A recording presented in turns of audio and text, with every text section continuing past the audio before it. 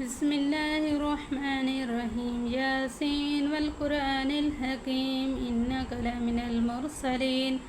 على صراط مستقيم تنزيل العزيز الرحيم لتنذر قوما ما أنذر آباؤهم فهم غافلون لقد حق القول على أكثرهم فهم لا يؤمنون إنا جعلنا في أعناقهم أغلالا فهي إلى الأذقان فهم مقمحون وجعلنا من بين أيديهم سدا ومن خلفهم سدا فأغشيناهم فهم لا يبصرون وسواء عليهم ما أنذرتهم أم لم تنذرهم لا يؤمنون ختم الله على لا يؤمنون إنما تنذر من اتبع الذكر وخشي الرحمن بالغيب فبشروا بمغفرة وأجر كريم إنا نحن نحيي الموتى ونكتب ما قدموا وآثارهم وكل شيء أحصيناه في إمام مبين واضرب لهم مثلا أصحاب القرية إذ جاءها المرسلون إذ أرسلنا إليهم اثنين فكذبوهما فعززنا بثالث فقالوا إنا إليكم مرسلون قالوا ما أنتم إلا بشر مثلنا وما أنزل الرحمن من شيء إن أنتم إلا تكذبون قالوا ربنا يعلم إنا إليكم لمرسلون وما علينا إلا البلاغ المبين قالوا إنا تطيرنا بكم لئن لم تنتهوا لنرجمنكم وليمسنكم منا عذاب أليم قالوا طائركم معكم من أين ذكرتم بل أنتم قوم مسرفون وجاء من أقصى المدينة رجل يسعى قال يا قوم اتبعوا المرسلين نتبع من لا يسألكم أجرا وهم مهتدون وما لي لا أعبد الذي فطرني وإليه ترجعون أتخذ من دونه آلهة إن يردني الرحمن بضر لا تغني عني شفاعتهم شيئا ولا ينقذون إني إذا لفي ضلال مبين إني آمنت بربكم فاسمعون قيل ادخل الجنة قال يا ليت قومي يعلمون بما غفر لربي وجعلني من المكرمين وما أنزلنا على قومه من بعده من جند من السماء وما كنا منزلين إن كانت إلا صيحة واحدة فإذا هم خامدون يا حسرة على العباد ما يأتيهم من رسول إلا كانوا به يستهزئون ألم يروا كم أهلكنا قبلهم من القرون أنهم إليهم لا يرجعون وإن كل لما جميع لدينا محذرون وآية لهم الأرض الميتة وأحييناها وأخرجنا منها حبا فمنه يأكلون وجعلنا فيها جنة من نخيل وعنب وفجرنا فيها من العيون ليأكلوا من ثمره وما عملته أيديهم أفلا يشكرون سبحان الذي خلق الأزواج كلها مما تنبت الأرض ومن أنفسهم ومما لا يعلمون وآية لهم الليل نسلك منه النهار فإذا هم مظلمون والشمس تجري لمستقر الله ذلك تقدير العزيز العليم والقمر قدرناه منازل حتى عاد كالعرجون القديم لا الشمس ينبغي لها أن تدرك القمر ولا الليل سابق النهار وكل في فلك يسبحون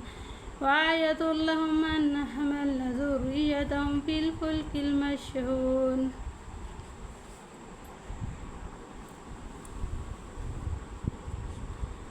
في الفلك المشحون وخلقنا لهم من مثله ما يركبون وإن نشأ نغرقهم فلا صريخ لهم ولهم ينقذون